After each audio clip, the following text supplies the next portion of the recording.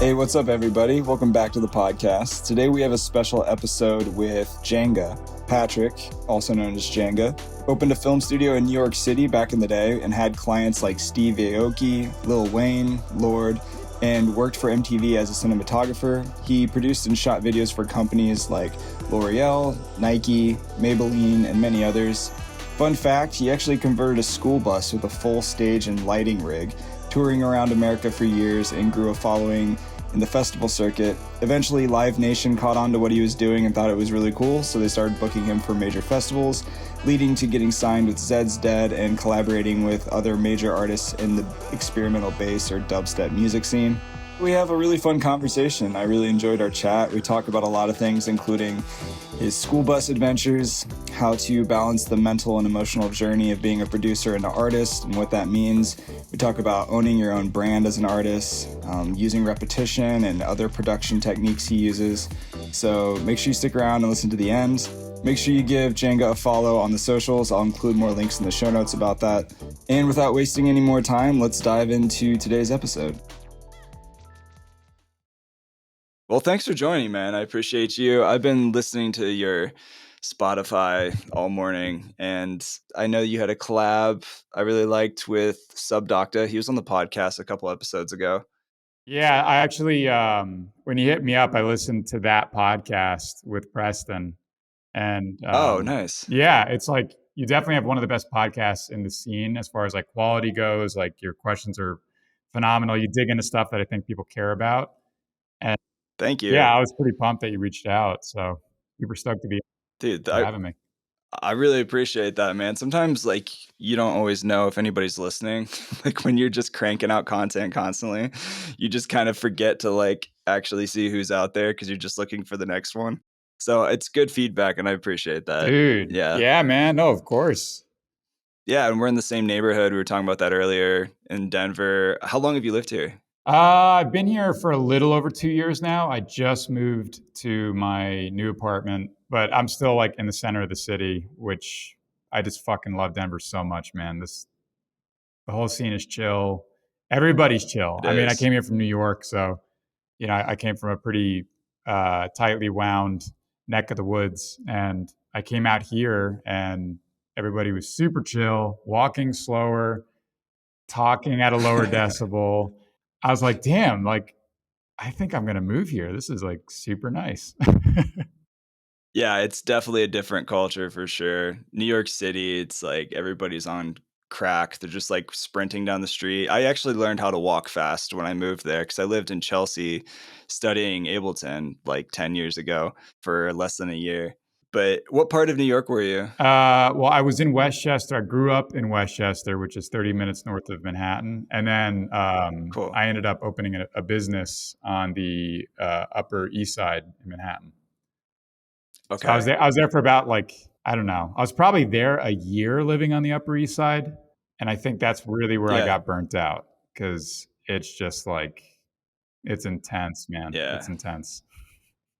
Yeah, there's a lot of people doing film and music and anything entertainment related up in New York for sure. So I don't know, it's kind of weird. I don't really see it as a competition, but also there's like a lot of people who are better at you doing the same thing like everywhere because there's so many people there doing it.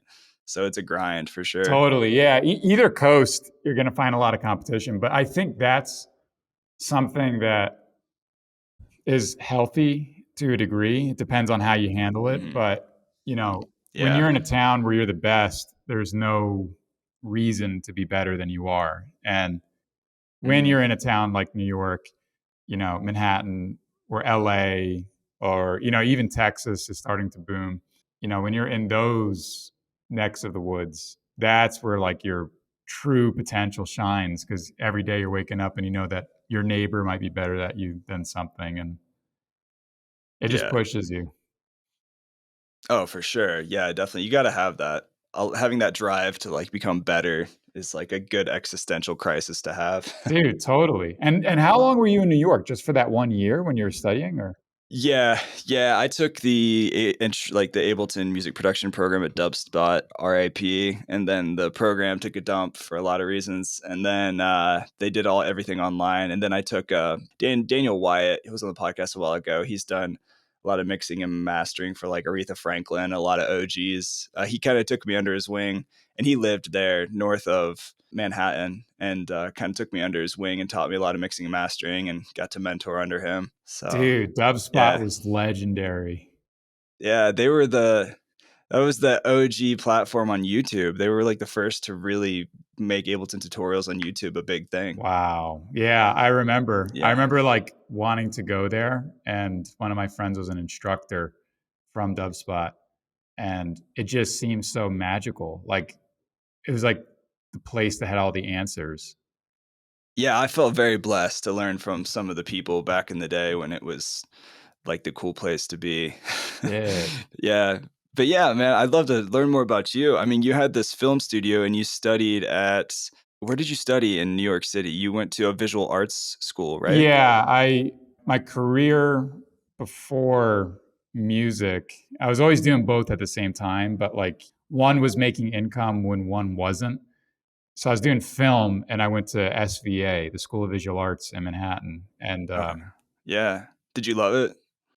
I I've thought in depth about that because one of my teachers asked me to come back to talk and to one of his classes, and I think I would be pretty blunt about like the education there and really what you're getting for your money. Mm, If I'm being honest, I think it's way too expensive for what you get out of it. I think a lot of the teachers are teaching but not actually doing, and even just pulling from book knowledge, which theoretical shit is cool, but it's not going to get you very far in the practical world. yeah. So a lot of it was like there are pros and cons. I had one phenomenal teacher, William Moore, and he taught me everything that I ever needed to know about cinematography. And I would say it wasn't worth $200,000, but it was definitely like Man. Damn. Think about all the cameras you could buy with Yeah, $200,000. you could do a lot. And you know, the educational system as far as college goes for art, I have a lot to Oh say about yeah. it for sure. Good and bad. Good and bad. I feel you, man, 100%. Like I look at people who just literally just want to make beats and they spend, 60 to 100 grand on like 4 to 5 years of academia, and then they come out and they're like, "I learned how to make a compressor from scratch, but I don't know how to use the DAW very well." Yeah, that's the thing, man. There are Yeah, artists, there are engineers, and then there are, you know, a hybrid. I think you're always going to have a little bit of both. And yeah, if you're a painter, do you have to know how to make the paint, or right. can you just paint? You know, if you're in a band, do you have to know how to make your guitar from like a tree? Like, do you have to cut down the Fair. tree?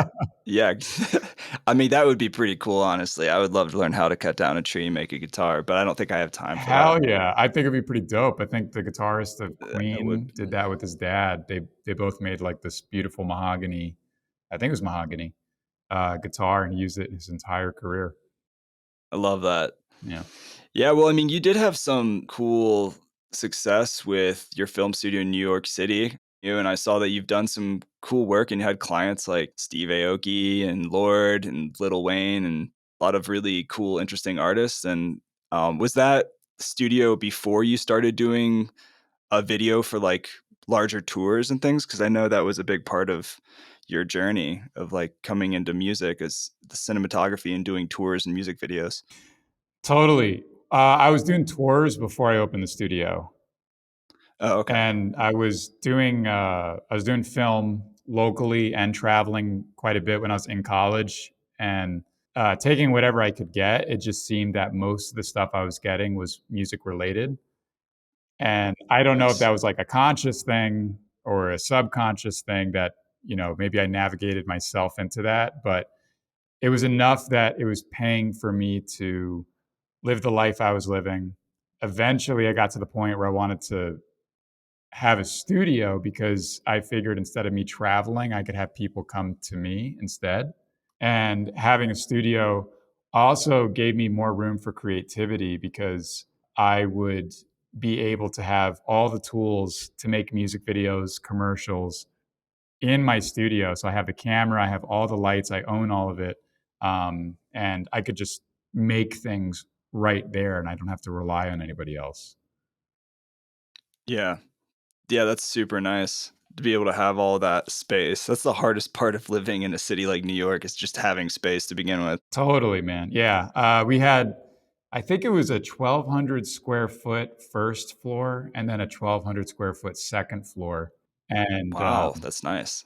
and it was a grind, man. I mean, we would sleep, me and my partner, James Rogers Gahan, we would sleep in the studio. I think we were like living in that thing for like a year, probably from Oh, wow. I was sleeping in there when the construction was starting because I spent my life savings on it. So I was like sleeping on a couch in the studio. By the time we opened, we weren't making any money because nobody knew who we were. Nobody like it's either they didn't know who we were, they didn't trust us enough to like bring like their $1 million client in there, like, you know, somebody like Steve Aoki or Lil Wayne. And Right. then I think by the time we hit the year, we were able to pay back our initial investment and had a reputation where people were like, okay, this studio's cool. Like, we trust them enough. It was a huge learning experience and one that I'm like extremely grateful for. And I couldn't have done that without the team because, I mean, like I said, Jimmy and I opened it together, but, you know, we had a lot of like his family, like his cousins, and I even had like my dad come in occasionally and like paint the psych wall. You know, other people would take care of the equipment. So good people around you, Yeah. man, builds dreams. Yeah, you gotta have a good team. Talked about that on the podcast a lot with the different people. So, like, how did you transition from having this studio, kind of building those clients, like getting some bigger names to work with, and just build that portfolio? How did you transfer from like the whole music world of video to like actually just making and producing your own music? Well, I was always making music, and I always did music and film at the same time because I just get bored if I'm doing one thing.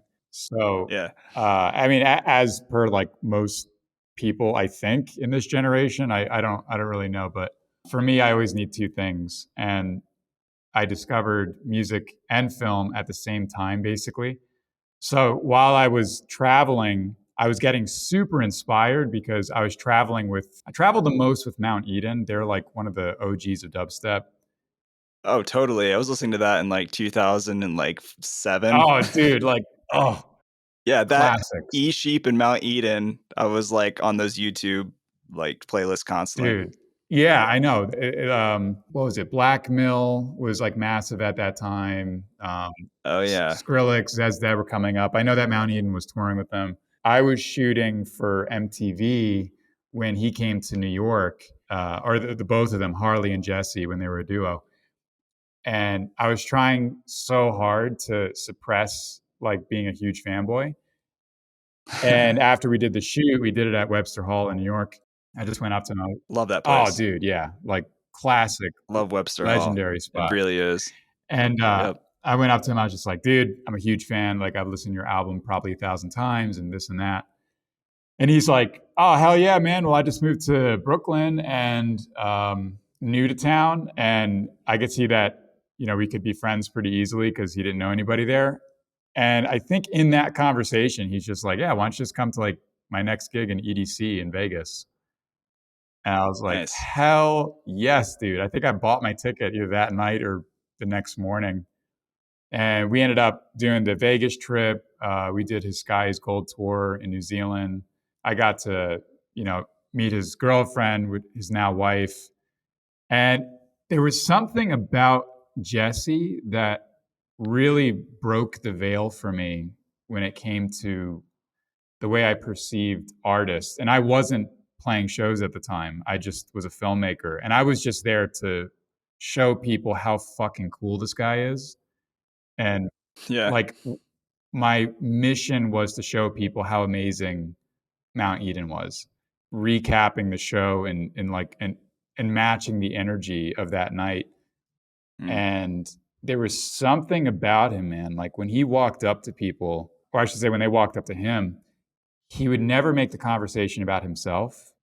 It was Mm, always about the person that was talking to him. And that's cool. I it was love that. incredible, man. And he's just like a rock star in their eyes. And he didn't ever want to talk about himself. He was just like, "How are you, man? You know, like what's going on with Yeah. like how's your family? You know, where are you living?" And I remember thinking to myself, there's a certain emptiness I felt in my early 20s when I was pursuing artistic endeavors. And that could have been like when I was in a rock band, like after a show, I remember looking in the mirror and I felt kind of empty. And then like, I would finish a commercial and feel kind of empty. And it wasn't all the time. It was like because it wasn't all the time, when it did happen, it would really impact me. I'd be like, what the hell's happening? Like I'm such a hard worker, I'm pursuing my dreams and, trying to like convince myself that there's no reason I should feel that way. Well, I think Jesse actually helped me answer that because what I saw was real change. And that was something I didn't feel all the time when I finished a commercial. I felt that I Mm, was just like making money, and mm. I saw him impacting the lives of kids that were going home and potentially being changed forever because of their encounter with somebody that they looked up to so much.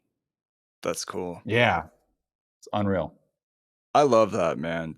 There's nothing more refreshing than like following an artist for a long time and then actually getting to meet them in person and be like actually getting to see who they're like in real life. Because social media is one thing, right? But when you actually meet a person in real life and they're just like really cool and down to earth, that's just kind of reinforces everything you think about that person and hope about that artist. I don't know, for me anyway, like when I followed artists, I love their music for a long time and I finally get to interact with them and I was like, they're like just a down to earth normal person who poops the same way I do. Like that's the greatest feeling in the world because you're like, oh, it like humanizes somebody and you get to know them and see that they're actually like a good person. It just makes you want to follow their art and just support them even more. Totally, man. And I think the thing I took away from it the most was like I didn't really care about the size of the project at that point. Like, because I was always making music, but I never said it to anybody. Like, I never said it to Jesse. I never said it to any of the artists I would tour with. Because I was afraid they would think I was stepping on their coattails. Oh, great. Like, my freaking videographer wants to be a DJ just like everybody else, and like that's kind of what it felt like. Um, Yeah.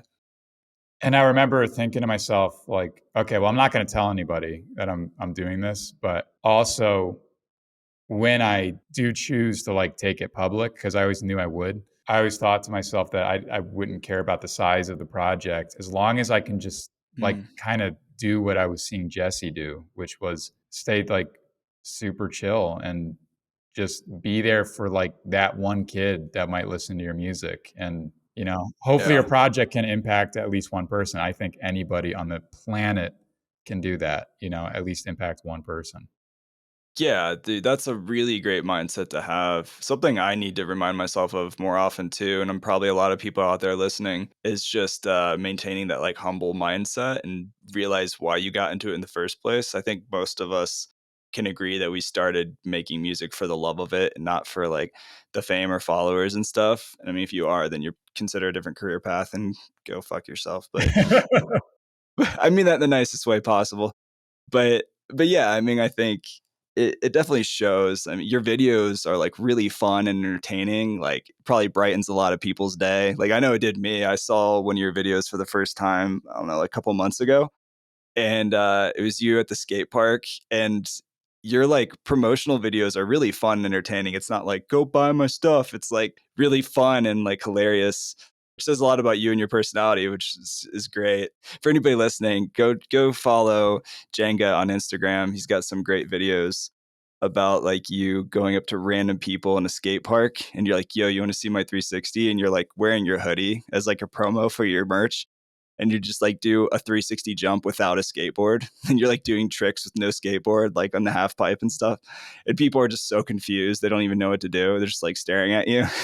it's great. I Dude, love when that you're kind of stuff. shooting those things, it's really funny afterwards when you're like editing it, but like when I'm like doing that in front of people in real life and they have no idea there's a camera, they're literally just like, what the hell is wrong with this guy?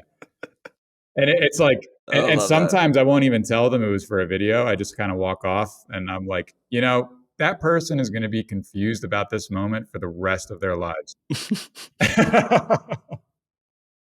No, that's hilarious. I love that, man. Just like trolling people and your own fans too. At the music festival, you wore a security guard outfit and you were walking around and like talking to people, and you like some guy had an alligator or something and he was like chasing people with it, and you're like, hey, you can't do that. And then you got called out pretty fast for some of your fans.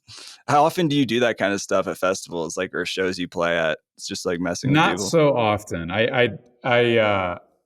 I mean, I'd say I do like 1% of the shows. I'll do that. It just kind of depends. I mean, nothing I do on social media is planned whatsoever. I just, It's perfect. I just kind of wake up sometimes and think, oh, that'd be funny, or this would be a really dumb idea, or there's no like calendar with like the skits, or like, oh, when I hit this festival, I'm going to do this, and um, Yeah. Right, just improvising as you go. Do you edit all the videos yourself? It probably really helps having a video background. oh, totally, yeah. I mean, that's like my happy place. When I can turn off my phone and like all outside connection and focus on music, and when I can also do that with film, that's when I enter my happy place. And I think as we get older, it's pretty easy to get distracted from stuff, but we have to remember that, like, look, man, if you can pay your rent, if you can eat, and if your family's healthy, dude, just freaking do your art. Like, that's your Yeah, vehicle for success. Fuck the algorithm. Fuck the yeah, likes. Fuck the reposts. Fuck what that guy over there is doing. Like, everybody's always going to be ahead of you, man. Like, even if you're fucking Justin Bieber, like Taylor Swift has taken up all 10 slots on Billboard. Like, there's no room for Bieber up there. I mean, like, and he's the top.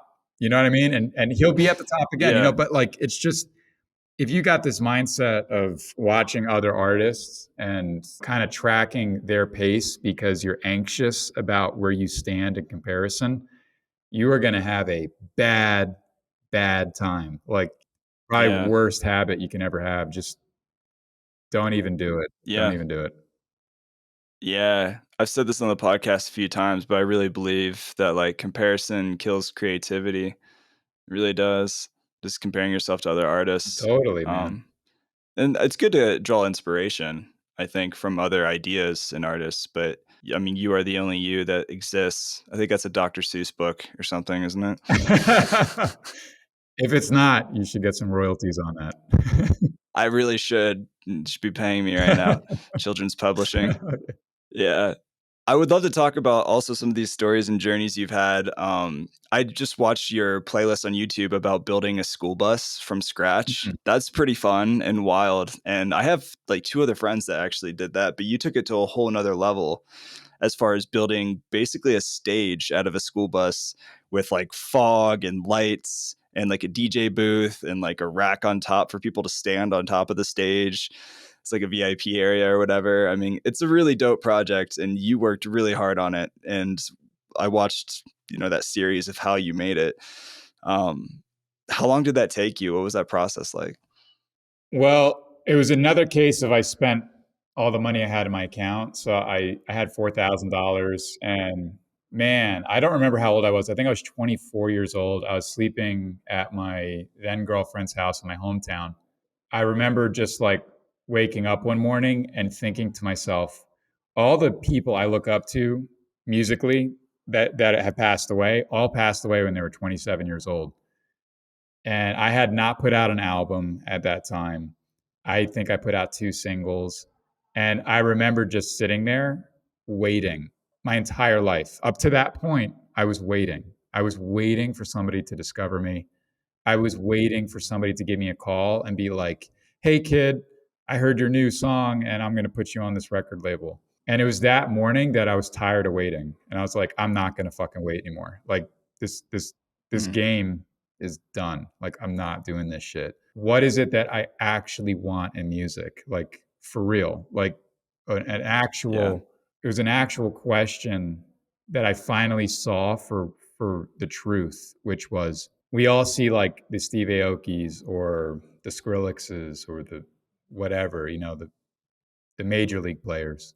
Do you really just want to be on that stage? Is that actually what you want to do? And do you really just want to make a lot of money? Is that it? Because if that's it, well, then I don't really know what to tell you. I think boiling it down to figure out what it actually is behind all that bullshit that you want, because I think it's easy to fool yourself. So I thought like hard about it, and I was like, all I really want to do for real is just impact people. It doesn't have to be a lot of people. It could just be the same way somebody impacted me when I was younger and changed my life and inspired me to like live life to the absolute fullest and just be joyful. So I thought, what if I just drive around America and create some of the best memories people will remember when they're in their 60s and they're telling their children about this one time they were partying at this party bus underneath a bridge somewhere, or like in a warehouse district in Canada, or at like a campground with this guy named Jaenga, who just like, maybe there's a barbecue and maybe that's where he met his wife, and maybe that's where he met his best friend. Like, I just wanted to create those moments. Yeah. I bought a school bus and I just said, all right, well, if nobody's going to put me on a stage, if no record label is going to pick me up, because I had already emailed like every record label, if no record label is going to pick me up, if nobody likes my music enough to like give me a shot, I'm just going to go take it. So I put my name on the side of the bus. I hit the road, and then I just rolled the RV in like a Trojan horse and just pretended like it was an RV. And then once the festival shut down, like whatever festival I was attending, I would turn the bus on and we would just party from like the time they shut down, which was usually around 2 a.m. to about 7 in the morning. And I had like a 4K sound system, like lights. I had the whole stage on top. I had drummers on top of that thing drumming. That's awesome. I had like Honeycomb beatboxing, like occasionally festivals that we went to. Oh, I had a full CDJ. I love him. Oh yeah, he's the man. He is the man. And that's all we did for like 4 years during the summers. And by we, I mean just like whoever came with me. I was alone a lot of that journey, if I'm being like totally honest. But it was like once I got to the festival, it didn't matter that the whole journey there was alone. That's where I met all the friends and friends that I have to this day. And I realized that sometimes you have to take a journey alone. Sometimes nobody's going to take that journey with you. Taking that step is really like what it takes to get to your dreams sometimes.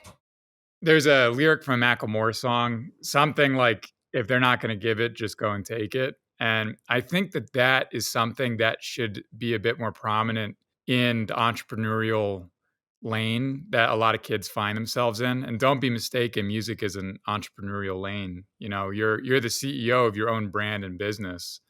And whether or not you want to look at it that way, it just kind of is perceived that way from the outside. And Yeah. you got to just figure out what it is you want, because if you want to just like make cool sounding shit and you don't want the recognition, you could do incredible things. I mean, you can go and mix down pop albums, you can make your own records or co-write records. If you want to just be in front of a lot of people, then yeah, I'd probably focus on like DJing and like literally your mic voice and what you're going to say in front of people, and what kind of clothes you wear. And I don't think there's anything bad about any of these perspectives, whatever perspective you take. But I find that if you don't know what your end goal is, you're going to have a hard time. I knew pretty distinctly what my end goal was from the beginning of the project, which was, I want to make memories that people can look back on when they're in their 60s and go, damn, back in the early 2000s, I had the time of my life. and it was at this random guy's bus in some parking lot at some music festival, and I barely remember anything, but I remember it was a great time, and that's Yeah. all I want for people, you know? Yeah, that's really cool, man. I love hearing that. And And not remembering anything because they were, like, so drunk, not remembering anything because they're probably in their 60s. And they just can't remember that well, you know? it's probably a little bit of both, and Probably a that's little bit of both, okay. yeah. Yeah, for sure. Yeah, my stepdad always said that experiences create your beliefs and your beliefs create your behaviors. And I think that's true for artists too as a brand. If you create an experience for somebody and it's really positive, then they're going to believe more in supporting you as an artist, and they'll buy tickets to your shows, and they'll show up and tell their friends and create those behaviors. So, Totally, man. You gotta serve. If you're not serving people, you're gonna have a hard time gaining any reception. You can't just pump money into ads. You just can't copy someone who's doing, like, the most lit sound at the time. It might work. I would say chances are it won't. It just there's something spiritual going on between all of us as humans, you know? Like, yeah. we're not dumb. Like, people know when something is authentic, and it doesn't matter how you say it on your Instagram. It doesn't matter how cool your poster is. If it's not coming from a place of authenticity, people do pick up on it, and it really Yeah. does impact people's perception of your project. Yeah, I think so too. I agree with that. I think people are getting better and smarter at smelling bullshit on social media specifically because there's just so much out there. There's a lot of noise. I don't know. Like it's funny. Like I sometimes have a vibe or just a sense about somebody through their music, and then I get to meet them in real life, and sometimes that actually confirms who I thought they were just by the style of their music and what I see as their brand. And then other times it's like the complete opposite, where I meet them and I'm like, oh, this person's not at all what I thought they were. And um, yeah, it's just an interesting paradigm between being an artist, being authentic, and building relationships with people who maybe think they know you because they're fans or whatever. They've been following you for a while. Totally, totally. And we're gonna find that this sort of like authenticity factor that we're talking about here is gonna become more and more important as time goes on, because if we just look back 10 years ago, DJs were making a living just being DJs, like not even producing. And the authenticity factor comes into play when kids start realizing, oh, wait, 100% of their set is not original. And they're just mixing other people's tunes. And I'm not trying to discredit or dismantle DJs at all, believe me, because those motherfuckers could crush me when it comes to DJing with vinyl and stuff, vinyl scratching, all that type of stuff. Like, Oh you know, yeah. that's like foreign language to me. But so I'm not talking about guys that actually, you know, hold some sort of like heavy talent in that field. I think there's a lot of people just scrubbing by, and they were able to just walk in that field and just be like, well, okay, I'm going to wear glasses and have a cool fit and then like just DJ music. And again, nothing wrong with it, but it's going to be challenging when you're up against somebody who does all original music. And when you're at a show, you want the authenticity factor, you know, like when you're watching someone that's just playing other people's music, it kind of feels like you're seeing a copy of something, or like it seems as if you're getting relayed a message from the artist that's not there. And when you're the actual artist up there doing the message right there on the spot and cutting it out and saying, hey, this is a new track I made with a friend of mine, that's the authenticity factor. Mm. And now it's like lineups, you know, have almost become all producers at this point. And now with like this AI shit that's starting to come about, how do we find the human connection when it becomes convoluted with what is real and what is not real? And how do we keep the human connection that people crave so much? And I believe at the end of the day, that's really what it is. It's the human connection that people are looking for. Yeah, yeah, I definitely agree, man. You were talking about the authenticity, and this might be like a complete tangent in a different direction, but there's a series called Everything is a Remix. I think that's what's called on YouTube. Have you heard of this? No, I've never heard of that. It's a YouTube free documentary from like 2015. It's called Everything is a Remix. And it's really interesting. He goes through and he shows you how all these famous works of art all the way back to, the early days of like Isaac Newton, and how all these philosophers and musicians and Bach basically stole from other people that they took inspiration from, and then made a really famous work of art from something else. And it's mind blowing as they walk you through like all these different artists that basically took the chord progression or melodies from previous decades of music and then just made like one hit wonders out of them. Then and they weren't actually fully original. Which is just, it was a really interesting documentary. Anybody out there who wants to binge like a 25-minute thing, it's pretty fascinating to look at. Mm. And you talk about the authenticity, and I think that's important. But it's also interesting that like people can literally copycat other people and become, that's like their thing. They become known from that thing that they stole from somebody else. It's really interesting. Totally, totally. I've thought a lot about the idea of copying other artists when you start producing, right? So you try to sound like Jaws, or you try to sound like Skrillex, or you try to sound like whatever. I feel it's the same formula as when we're babies growing up in this world. We just try to copy mom, we try to copy dad, we try to copy our brothers and sisters until we form into a human. And then we notice that we are just puzzle pieces of our environment. And it gets kind of down to Yeah. the nature versus nurture topic, which is a rabbit hole I'm sure we probably shouldn't be getting into. But when you look at the timeline of a producer from inception to, wherever they take it, it's usually a very similar formula, which is like you just try and replicate your mom and dad of a sort. Like, who was the mother or father figure that brought you into music? Was that Skrillex, or was that Zeds Dead, or was that like a pop Yeah. artist? And then you kind of relax and you sort of fall into your own sound. And I think if anybody, I've heard it many times before, just make original music, just make original music. And it's like, yes, great advice, but the original music has to, in a way, come from somewhere. Right. An So inspiration or imitation. Yeah. right, right, and you fall in love with the culture, you fall in love with, like, that sound. So, make original music. I mean, I could sit here and make original music, and then I turn into, like, I'm writing some weird classical mix with, like, pop elements, and I'm like, "What the fuck? I wanted to sound like Zeds Dead," like, so Yeah. I think there's some sort of, like, barriers if you do find a love for a genre. I think it's okay to put up those barriers.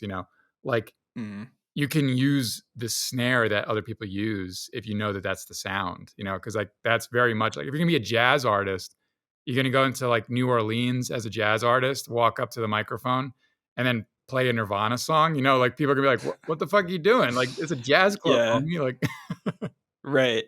Yeah, definitely. I think it just depends on your intention and what you're trying to accomplish for your goal.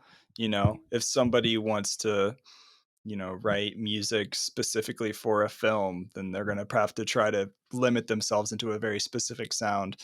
If somebody's just wanting to sound like Zed's Dead, then you can go for that. It just depends maybe on your intention, your goals as an artist, and what you're trying to achieve. totally, totally. Yeah.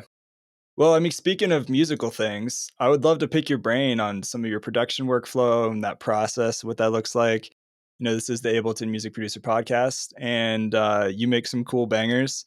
So I'd love to know, like, what are some of your go-to stock Ableton devices, and maybe how do you use them? Man, I am one of the most basic producers of all time. I use Perfect. Serum, Massive, Silent. I use almost everything out of the box as far as like effects go, as far as EQ goes, reverb, stuff like that. Except I do use Valhalla Yeah, I for love that. yeah, I love Valhalla for reverb. Um, I've experimented with some like kilohertz plugins, and specifically the frequency shifter I really like. It makes for some like very bizarre type drops that you can just kind of like sort of just frequency shift. It almost sounds like pitch bending. It's like a really bizarre kind of sound you can only get with that. Yeah. But yeah, for the most part, I am very, very basic and always have been and always probably will be. I was working with this engineer a few years ago, and he said something that really caught my ear, which is he's a earhead, not a gearhead. Oh, nice. I like that. Yeah, I thought it was kind of bizarre, you know. I but as bizarre as it was, I totally understood what he meant right from the get. Yeah. He's just a dude that very well known engineer.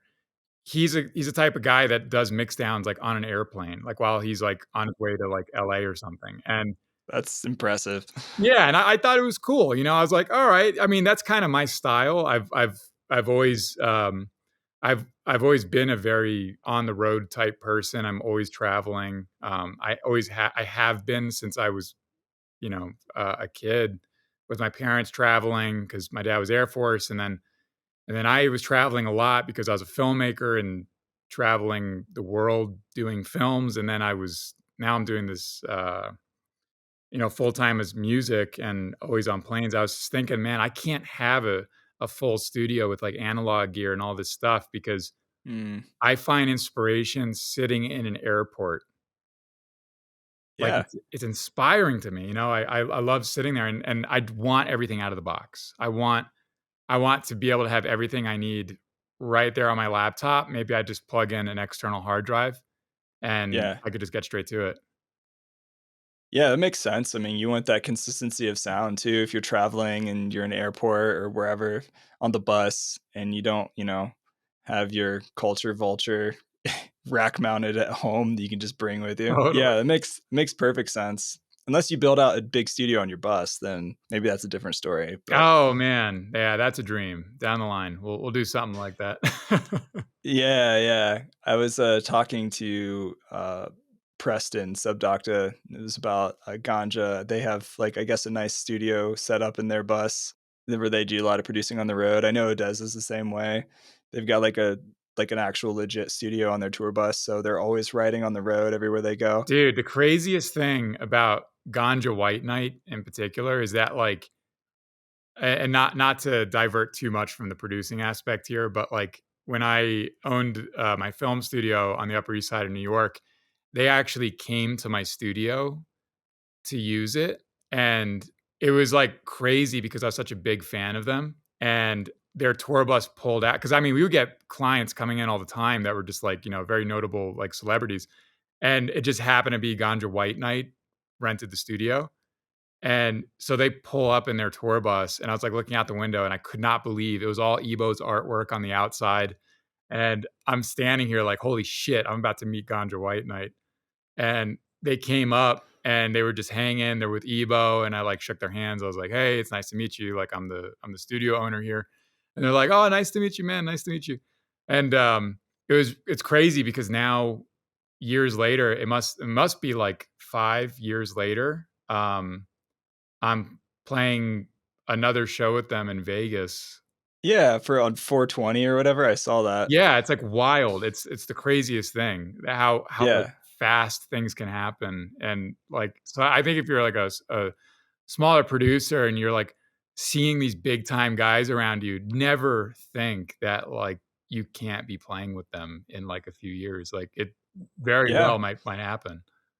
Anything's possible, man. Well, and you've also been grinding too, and you put yourself in a position for those relationships too with your film and traveling on the bus and playing these festivals and putting yourself out there definitely helps too. Yeah. Totally. Yeah. I mean, I think you just got to love what you're doing. And it comes back to the producing aspect, which is where it all starts. I was focusing so heavy on the culture for so long with the bus and like with the parties and like trying to get all this stuff going that I wasn't focusing on the producing as much. I mean, I was Mhm. producing all the time, but I wasn't focusing on putting the music out because for some reason it didn't feel to me that anybody was going to care. Mm. I don't know what it was, but I just felt like nobody cares if I put an EP out anyway, so, like, why would I? And Yeah.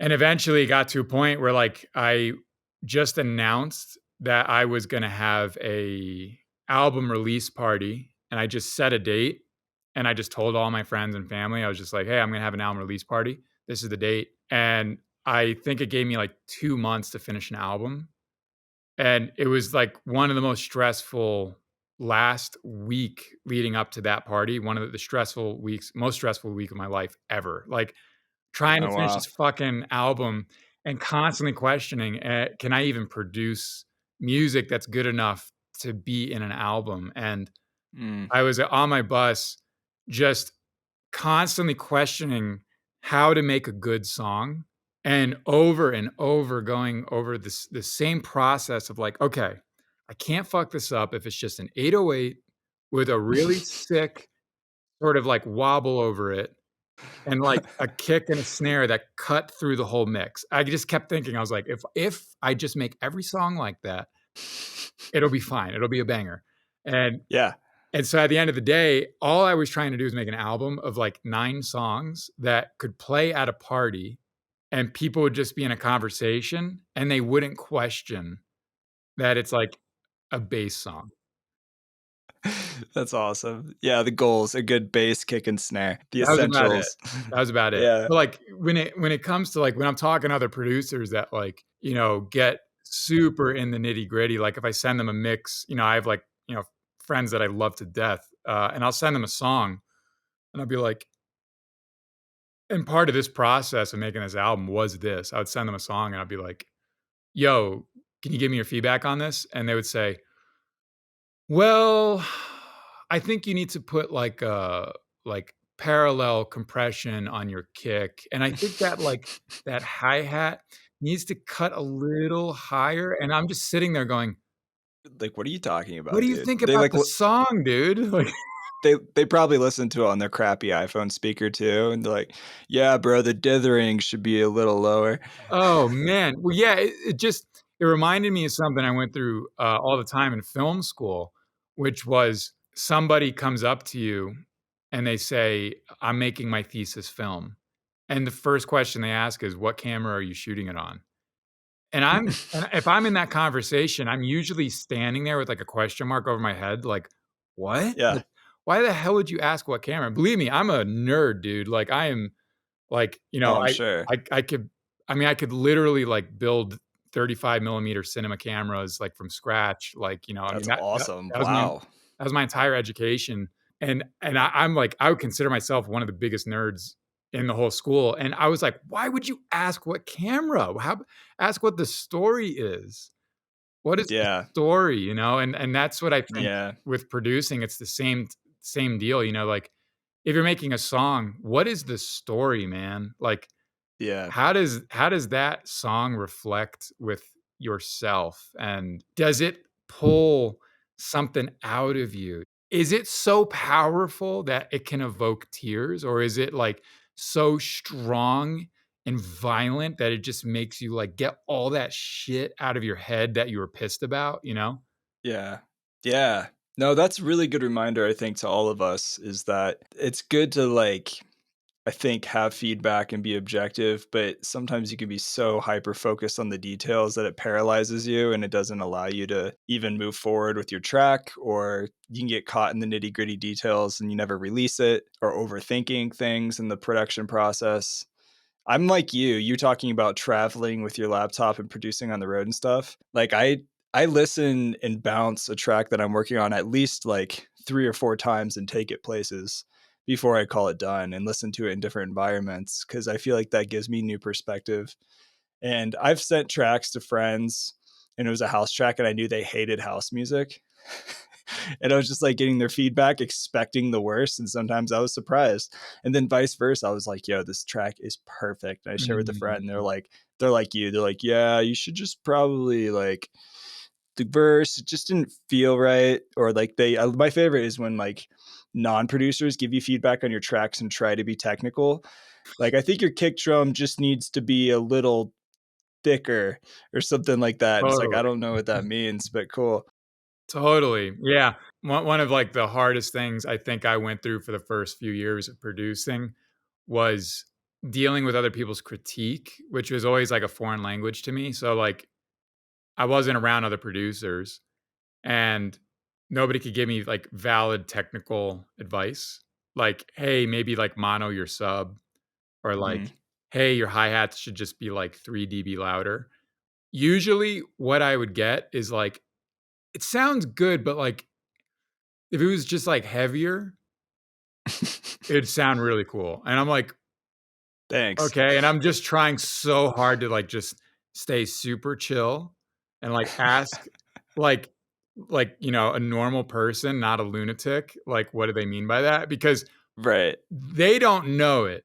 But I've been sitting in my room for like literally 8 hours a day for the last week writing that song, like Hmm. I don't do that anymore. Like I could write a song and, I could snap my fingers and things done. But when I first started writing, it would be like that. And so like my soul, my heart, my body, my entire life was invested in that song. So for them to be like, oh, I think it could be heavier. I'm just sitting there like ready to implode because I'm just like, holy shit, dude. Like my entire reality is about Yeah. to fall apart. Start questioning your purpose in life, and Oh, yeah, totally, dude. Totally. we've been there. If anybody out there has been producing long enough, like what that feels like for Totally, sure. totally, and I don't think anybody is ever gonna be, like, alleviated of that feeling 100%. I think I still feel it, but I truly don't care anymore, like, and I Yeah. think one of the greatest experiences I ever had to get rid of that caring feeling was I was sitting in my car with, one of my best friends, Dylan, and I remember sitting there and I was like, "You know what? I'm gonna blow Dylan's mind today and show him the best song that I've ever heard in my life."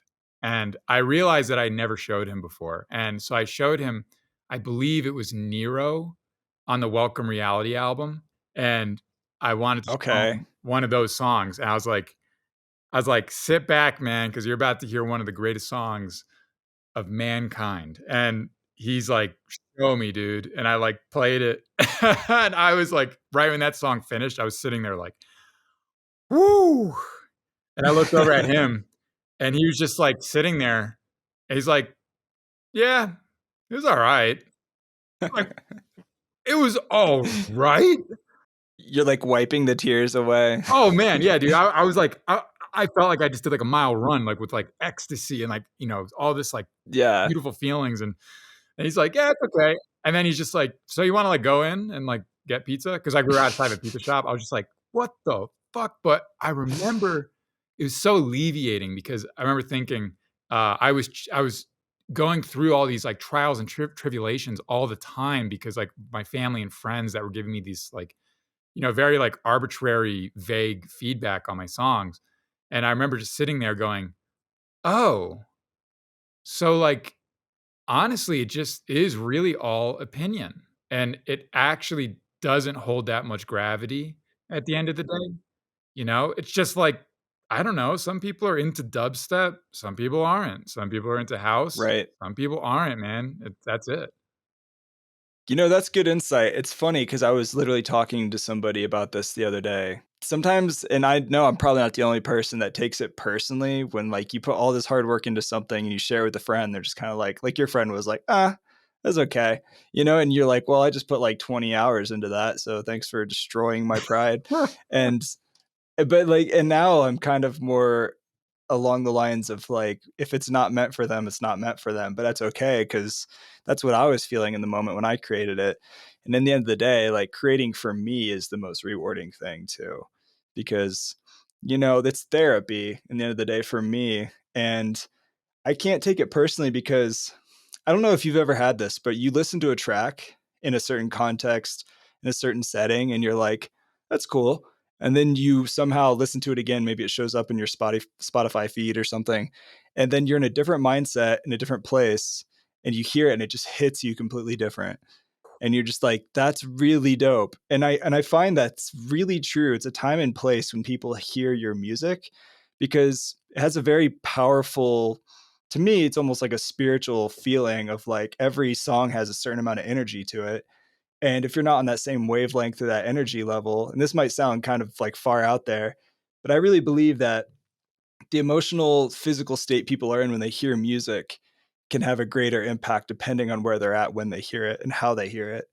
And so I try not to like become too precious with my music if somebody listens to it and doesn't like it, because it's like, oh, that's cool. Maybe it just wasn't for them at that time. So that's, yeah, Exactly, man. I think it goes back to, when you were saying you have to finish a song in multiple environments before it like finally is something that you can bounce for the last time. yeah, Maybe you're writing a song in your studio, then you like, bring your laptop into your car and listen to it in the car. And then you like listen to it on the train. You're listening to it like in all these different environments. And I think we have to give ourselves like some kudos for being humans. And we don't like value the spiritual nature of ourselves sometimes, and we don't understand how complicated of a creature we really are. We want to think that we are as binary as our DAW. We want to think of ourselves as like, it's just the kick, the snare, the bass, and then you just fucking bounce that shit and it's lit. You just fucking play that at show, it's great. Like, no, it actually is right, way more complex than that. And there's a reason that some songs resonate with people, and there's a reason some songs don't. I think that we need to like respect the sacred nature of being this entity, this temporary being on this earth, and understand that there's a far bigger picture than us happening here. And, yeah, we are a microcosm of that big picture. So, yep, what does that all mean? That could sound like a bunch of just gibberish. What it means is allow yourself to relax into that state of spirituality when you're writing, and hmm, have all of the bullshit human things melt away. Have the record label melt away. Have people's opinions of your music melt away. Have the bill that you have to pay at the end of the month melt away, because if you don't have those melt away, they are going to become insidious, and they're going to just wrap themselves up into your music. And what it's gonna do is just make it not your full potential. You're mm, you're gonna make something that is subpar because you weren't able to relax enough to allow that inner genius to come out. And if you just yeah, allow that intuition to flow, amazing things start to happen. It's a yeah, challenging one, and I think this is something very much like when we're in high school, we're never taught the true economics of being an adult. We're it's basically true. we're just trained to be employees, right? We're in that school, and when we get an F, it's we fail. We fail at being an employee. We're working our 9 to 5 school day. We are doing work for the boss, the teacher, and then we get released into the world, and we're expected to replicate that process at a company. And we Yeah, just do that until we die. Well, it's the same nature with music. If somebody didn't tell you, "Hey, you could start your own company," or that you don't have to work that shitty job. "Oh, hey, the SAT means nothing. You know that college isn't for everybody." Nobody ever says that. It's the same thing with music. We're all given like that sort of like fundamental knowledge of, "Hey, come in here. I want you to do the schoolwork. Hey, come in here. I want you to make music in Ableton." And then, "Hey, if you get an A, you pass. Hey, if you export it and put it on SoundCloud, you pass." That is not the end of the story. Like, if anything, that is just the fundamental. Anybody can be an employee, anybody can be a musician. So, what is the stuff that's missing? The stuff that's missing is that conscious connection with music. It's learning to allow all that bullshit to melt away and then see it for the bigger picture and know that that song is just one puzzle piece of the whole brand, and know yeah, that you should have a color palette if you want. Not everybody has a color palette, but if you want one and it resonates with you, have a color palette. If you want a font that is specifically your font, use that font. If you have a sort of outlook on life and you stand for something as a human, allow that to become your brand. So if you are a Grizz type person and you are about community, throw parties, man. If you are an LS Dream type and you're into the spiritual connection with our inner being of light, be that person. And if you yeah, are an excision and want that shit to be loud and heavy as fuck, then be an excision. Like whatever that yeah, is, like just be that thing. But by no means don't fake it, because it's just it won't. make you happy, and that's not gonna be fun. Right. Yeah, and I think that that fake energy translates and people can see that pretty easily. But yeah, that goes back to the authenticity thing you were talking about too, and I like what you're talking about, it's like getting out of your own head when you're like producing and putting that energy into your work and in your music. Do you know who Da Vinci is? Have you ever heard of him? Not like the famous Oh, like okay. I painter was like, guy. yeah, like the really super famous guy. Yeah. No, he's like a finger drummer. He was on the podcast a while ago, but he talks a lot about the flow state and how to get into the flow state through your creative process, whatever that means. And he has a lot of really good insights to share. And I probably would butcher it if I tried to talk about all of it right now, but he does talk about getting out of your head and getting more into your body and finding that Zen flow state to create like your best work. And I think that's like a really powerful thing. And that's not something I think a lot of producers necessarily, and myself included, think about when they're sitting down to write or to make art. A lot of times, sometimes it's like, okay, I need to make something that's perfect, or I need to make something that's like going to get me X, Y, and Z, rather than just like being present and just enjoying the process and just getting out of your head, getting more into that flow state, I think is like really powerful. Totally. So, like, if we were to bring it back to like the nuts and bolts of producing, right? Like, talking about like using an EQ8, using a Redux, like which VST are you using? How are you doing your mix down? So if we get into that, right? How does this all translate to like a physical, real thing that you can utilize? Well, I would say the first thing you have to do is learn your tools like the back of your hand. So that could take anywhere from a few months to a few years, depending on how focused you are on like using all those tools. Um, Yeah. and it's going to be like a super tumultuous process. You're going to feel like you want to cry sometimes. You're going to get angry. You're going to be over the roof thinking that you were the next big artist. And very much the case you might be, but maybe not that song that you started writing 3 months into producing. But hey, maybe it is. I have a friend who blew up on a song he wrote, a few months into learning it, and he became one of the biggest artists in the scene. It Yeah. was incredible. So you never know. But if you learn everything like the back of your hand, if you use those tools on a daily basis and like really understand them and how you like to use them, now you can get into that flow state. But you can't get into that flow state unless you understand them completely. So, like, when I open a project Right. now, it's like clockwork. I know, I usually look for a good vocal melody that I like, um, or I just mess around with a synth and find a good melody. I'll play a good melody, and I call that fishing. So, like, I fish. So I'll keep humming stuff. I'm like, "Oh, okay, I'll just kinda do that." And once you get that melody or that vocal sample, which, intrinsically is a melody as well, then you start building that sort of intro around it. So I'll allow the melody to start off the song for anywhere from 4 to 8 measures.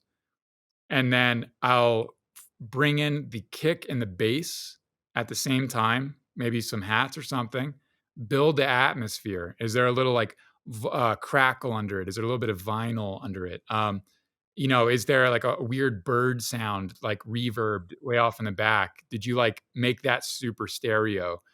And then once you get into that buildup, you either add a shit ton of elements, add a snare, add like a like yeah, yeah, yeah, yeah, like vocal sample, add like some like fucking 3, 4 risers, or do you do the minimal approach, which is just remove everything, have Yeah. that riser, and just have that kick and snare, nothing else.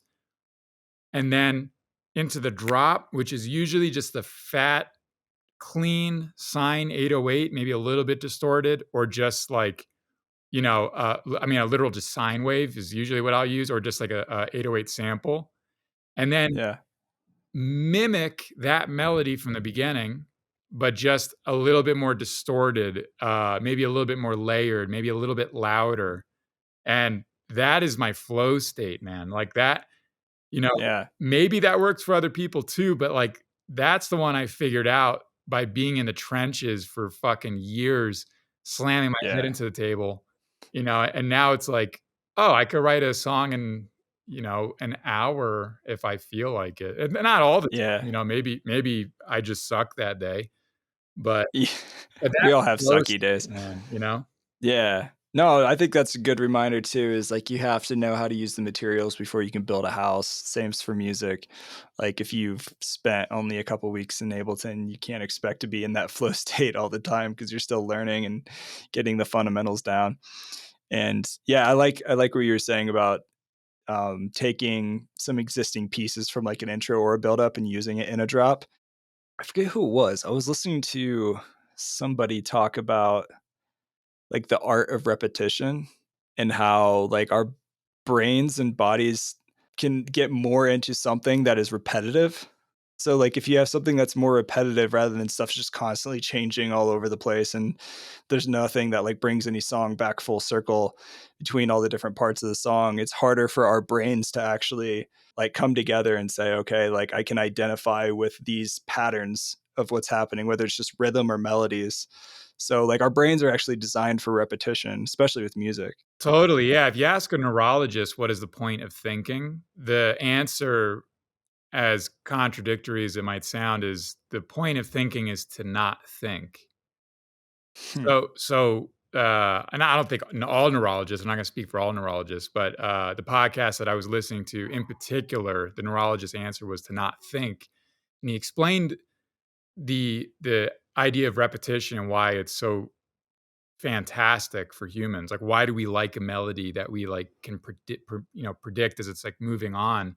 And sometimes you'll even hear a song where you, like, know what the next note is, and you never even heard it before. You Yeah. just know, "Oh, this is the finale note. That is definitely gonna be, like, this note." Maybe you don't know it's a B sharp, but, like, you know what that sounds like. Right. And so, like, kinda back to that answer, it's the reason we think is to not think. So, like, when we drive a route to work, we have to think very hard the first time we drive to that workplace.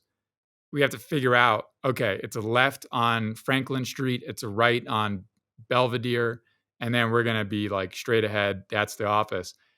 We think and use our caloric energy to, like, get to a point where we know what the route is, so we never have to think about it again.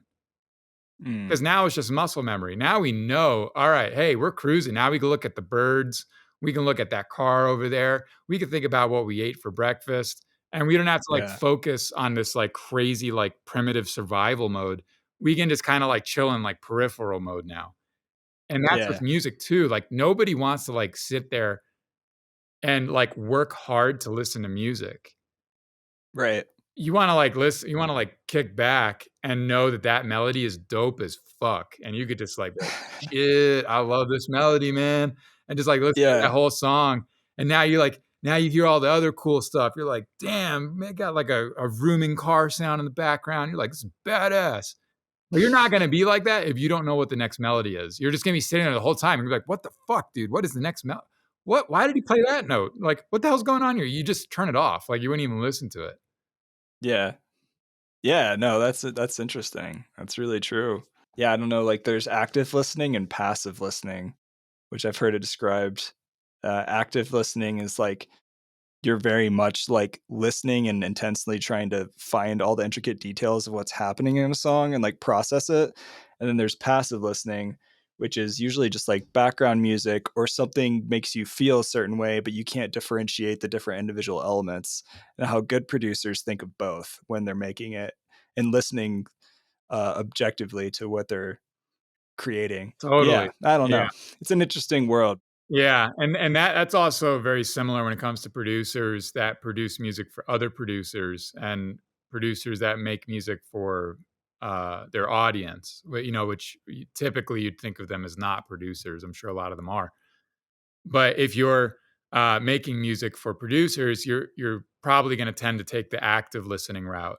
And Yeah. if you're making music for, kids that are, like, at a party or, like, driving through the mountains, you're probably gonna make something that's, like, a bit more passive listening. At least I could speak for myself. That's generally where I reside, and I made a lot of Yeah. music, um, generally for just passive listening. I think it's rare that I make music that is active. I try to keep it like this flow state where once that song starts, you're on a spiritual journey, and then once it ends, that's it. You didn't have to work at all though. Like, it just ended and you're just like, "Ah." wait, the song's over? What the fuck happened? You know, like, that's Yeah. what I want the experience to be. Yeah, exactly. Well, and what I've heard is that most people are passive listening to music. The majority of people that hear music, whether it's in their car, on Spotify, on the way to work, or whatever, they just know it makes them feel a certain way. And I've been trying to be more conscious about that as I like release music, of just kind of putting it on and not overthinking it after I've overthought it, and just being like, yeah, it feels good, it's done. Totally, But totally. but yeah, man, I want to respect your time. This has been a good 2-part podcast, unexpected.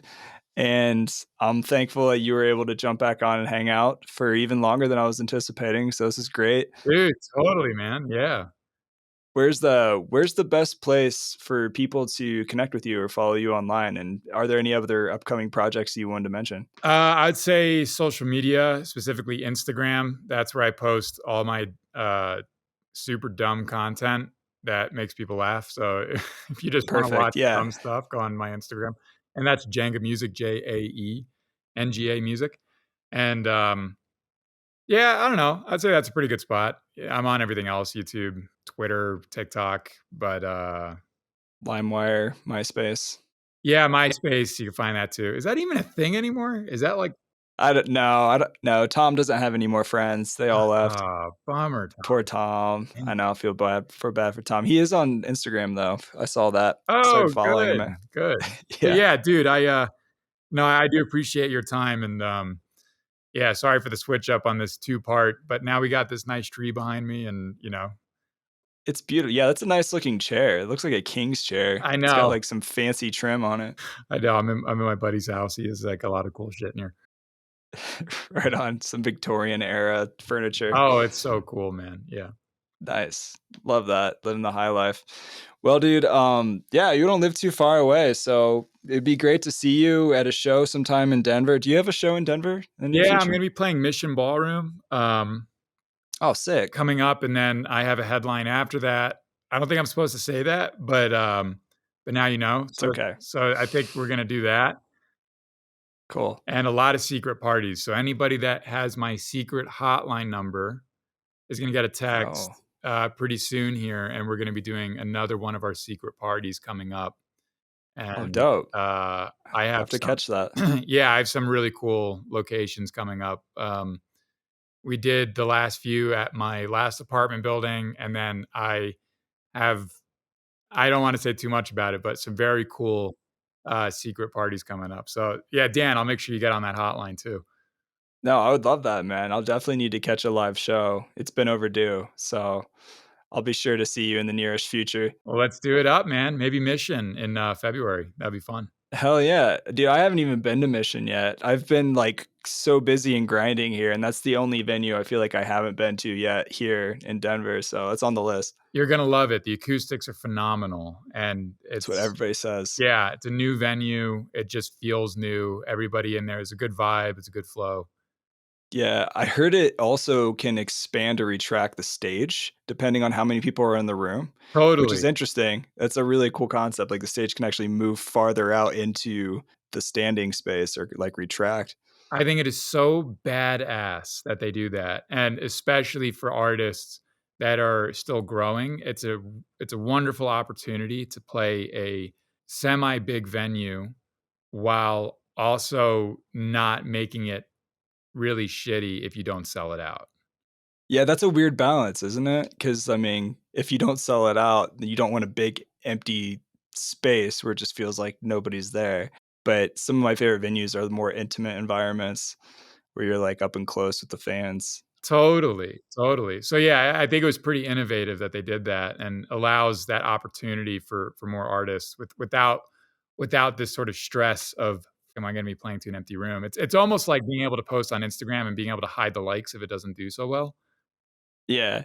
You know, it's Yeah, like exactly. it's like, all right, hey, let's just make the room smaller. You know, like that'll help us there. Like, Feels a little less awkward when there's not as many people showing up. yeah, or maybe I'm actually seeing that wrong. Maybe even if you just want to play to like 1,000 or 2,000 Yeah. people, maybe you don't have to go find any other. Maybe if you just want to play a better acoustically suited venue, hey, mission's your Yeah. place, I don't think anybody's gonna be like, well, you didn't actually sell it out. It's like, doesn't matter, dude. You're playing a dope ass venue. Right. Exactly. Keep it almost even a little more exclusive with less people. Totally, totally. And you can charge them more so you can pay rent. That's always nice. Oh, paying rent's the norm. Yeah, that's a good thing. What we should all strive Especially in to. Denver. Yeah, right. Totally. Well, sick, man. Thanks again for joining the podcast. I appreciate you and your time. And yeah, I should have this posted probably up in like 2 weeks, 3 weeks. I'll let you know for sure. Awesome, dude. Cool, Thanks brother. again. I'll talk to you soon. Alright, see you, Dan. Peace. All right. All right. Peace, man.